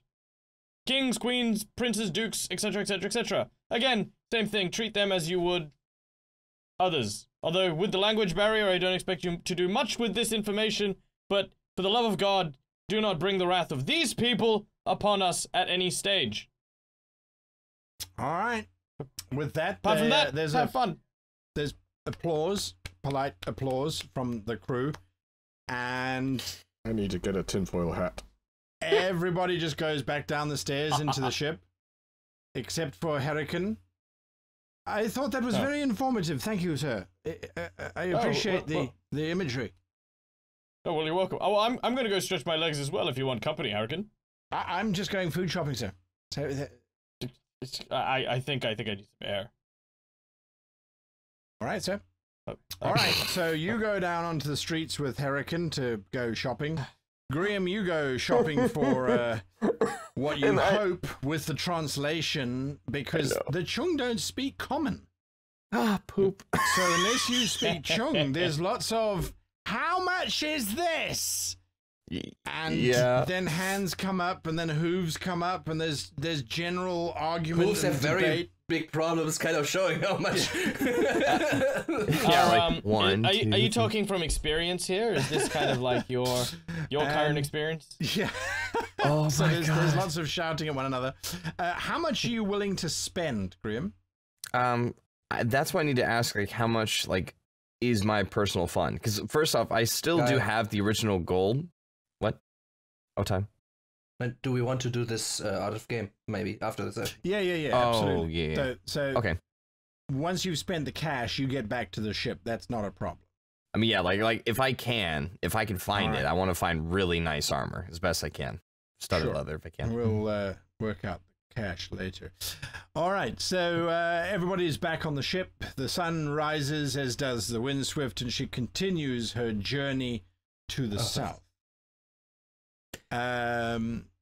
Now, for the next day, she makes fairly good speed. The wind is at her sails, and oddly enough, Jock and Stoke doesn't complain too much about the hull taking strain, but on the afternoon of the that day, she starts to exhibit signs of stress, principally in the fact, Con, that while you are standing there, you hear a ripping sound, and then watch in horror as a large strip of plank peels off the side of the Windswift, and then slowly spirals down towards the barren wastes below.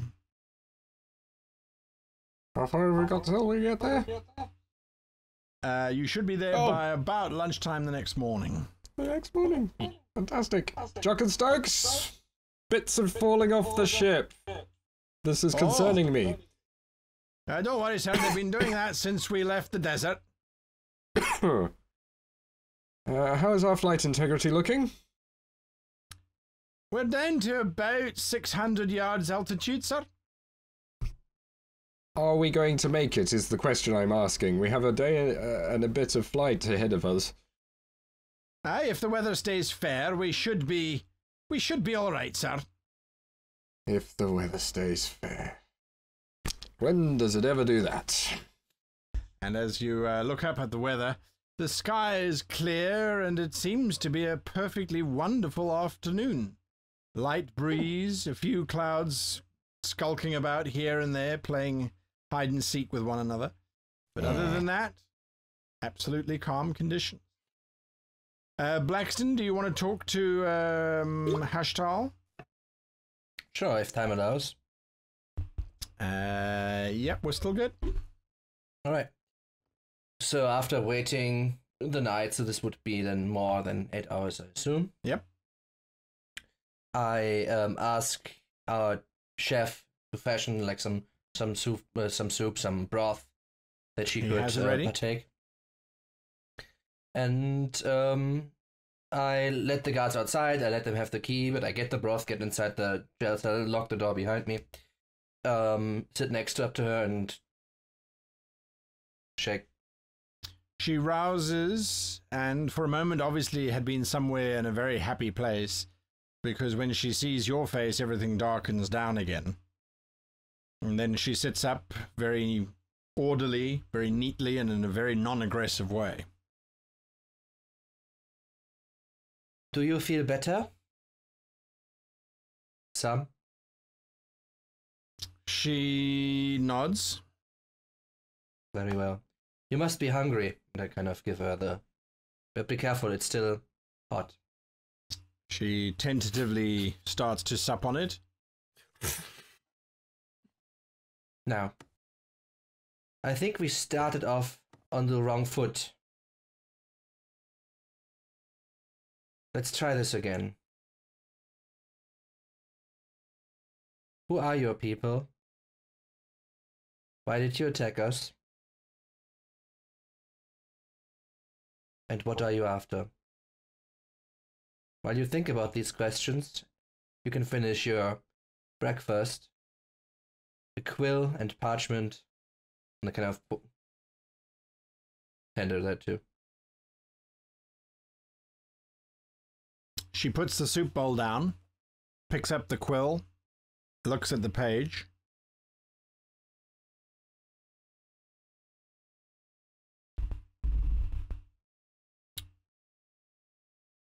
And reaches what a is your name? decision.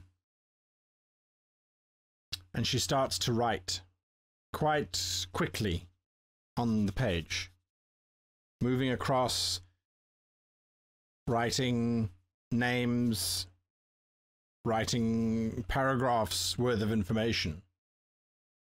And when she gets to the end, she stops, then she looks at the page again, and with a trembling hand, she hands you the page.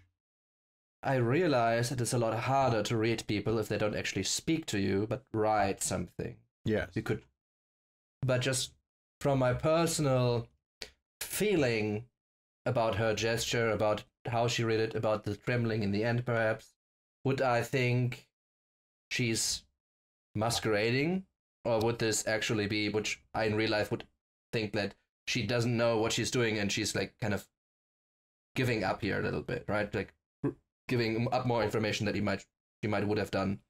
Give me an insight check. Yeah. Actually, something I'm quite good at. 19. 19. It looks as if she has decided that the Talneem obviously broke her. She decided that. Okay. Well, so she decided, Yeah, I know. yes, she decided that she can't run anymore. She's out of tricks.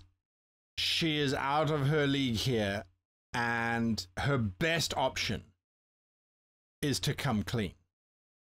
All right. So that's my impression. And the fear that she has is that there are repercussions that are going to happen to her Because of this information. because of the information she's about to share. All right. Then the next thing is I would ask is, and what is this? And I kind of grab her left hand, open it up to the palm. She puts the page on the bed between the two of you, Kind of. and she points at a name that's written sort of in the middle of the page. And that says Rax Drakari, the New Order. Let's go. All right. And with that, we'll see you all next week. So thank you for watching our very first episode of chapter 3, sorry, that takes us deeper and deeper into this mystery of what is happening to the orders, what's going on, who's tracking who, and how do they find out. Stick around if you want to see the review that we do after every episode, where the guys unpack their choices, their decisions, and their actions that have been taken. This was a very long episode in terms of lots of talking, lots of postulating, but it's a thorough foundation in where our people find themselves and the dilemmas that they face. So, if you are going to stay with us, that's great. If you are going to leave us, that's fantastic. Hit the like button, hit the subscribe button. Leave your thoughts and comments below as to what you thought about the episode and the actions that the guys took, and maybe tell us what you would have done differently if you had been in their shoes. Until next time, thanks for watching. All right, so on to the review.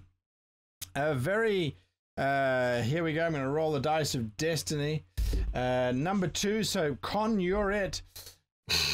A very talky episode. There was very little action that happened in that episode. What has happened? Unpack it for us in less than 2 hours. Well, I think our characters and to some extent the players are bumping up against the vastness of the mystery that we're facing. And we're struggling a little to know or have the confidence, perhaps, to choose a route and know it's the right one.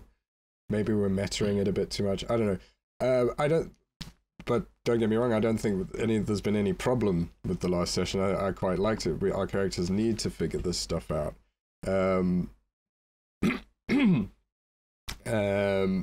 So it does feel a bit like we're just in committee constantly. But I think it's very directed. Like before we had the session, we had a chat about the sort of key points we needed to establish before we could make any decisions, and we did that. And we did it role played, and it all flowed nicely together into the plot, I feel. So, you know, we had our, you know, heroes sit round table and figure shit out bit, and then set sail. Right. For Con, I guess, is a process of digesting the events of the last few days as well. And he's not very happy with his performance. And he's kind of equating all of that with the state of things. Ship broken, everything's in disarray. I've gone off the rails a bit, and yeah. Interesting. Interesting. Mutaru, do you feel that there is a plan of action here that everyone can get behind? Oh, absolutely. I think there's definitely a direction that we have picked, and we are definitely going in that direction. Look, I think it's very interesting because as always we've had 4 captains, and there's always the very old moniker of there, you know, too many cooks and all that sort of stuff, which obviously as it does sees us in a lot of meetings, sees us at a lot of positions. And the very interesting thing, which long-term fans of the show have probably noticed, we are 4 completely different people with like that at so many different points are just pulled in so many different directions.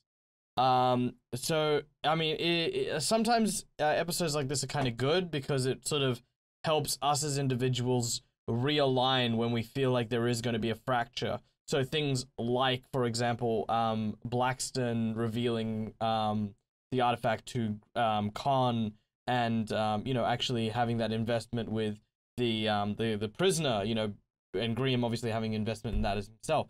I think we need to have those moments where we sort of go, okay, we've gone a bit too far. Let's everyone kind of get back on the ship and, you know, hold hands, hug it out, and let's keep moving on, which is really good.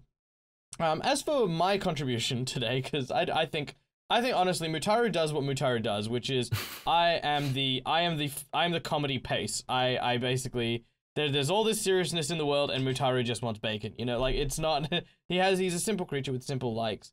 The only thing that I kind of got a bit talky about today was obviously the Chung, which is very much Mutaru's shtick and Mutaru's thing. And I'll let you guys in the audience know who are still sticking around with us. The only reason I did that was in hopes I'm not going to do it next time. You know, so basically it's like, good, all the foundations are met. This is what these guys are okay, these guys are shit, don't talk to these guys, done. Let's go.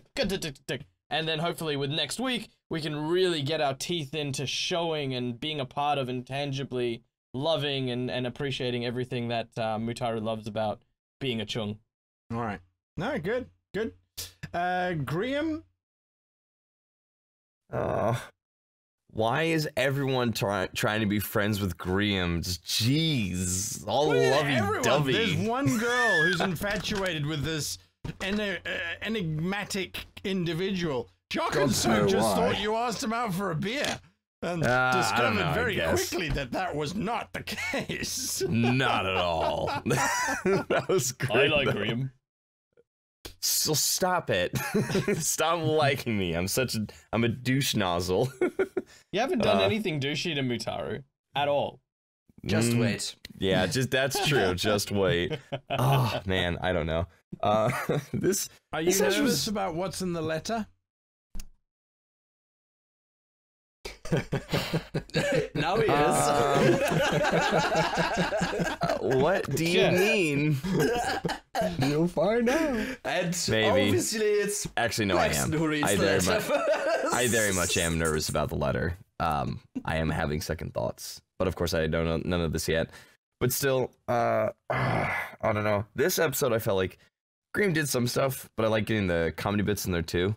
I was actually kind of hoping we were gonna have like that small bit where like I am like, if you guys remember like Indiana Jones, like, you know, Harrison Ford is talking about like, it's like, you know, you'll never see this guy. He knows how to blend into every single society. He can speak all languages. And like, yeah, he's like, excuse me, where is this meeting?